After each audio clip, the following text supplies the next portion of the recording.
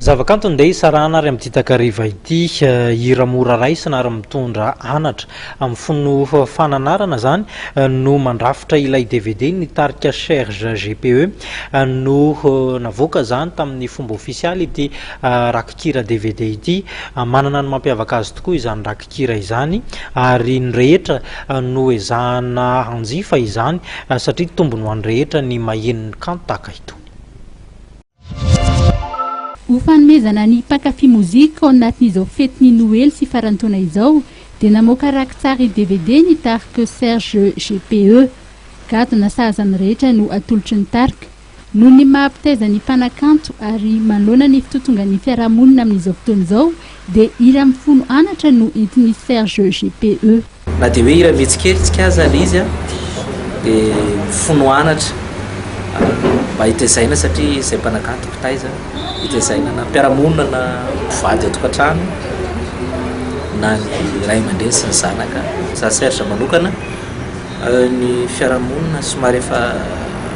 mafimafy matisatisa anjaranay mpanakanto izay mpitaiza sy mpanabe ny vahoaka sy mamarofaly vahoakany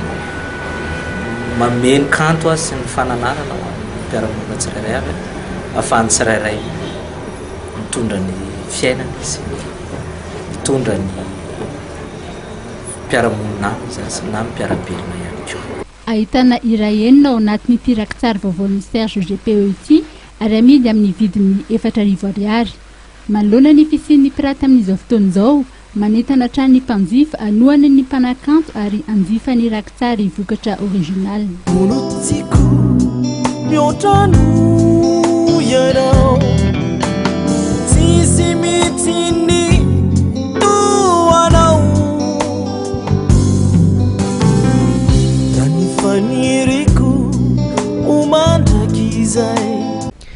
Atreto tompoko lasy tompoko vavy ny fampahalalam-baovaontsika tamin'ity takariva ity.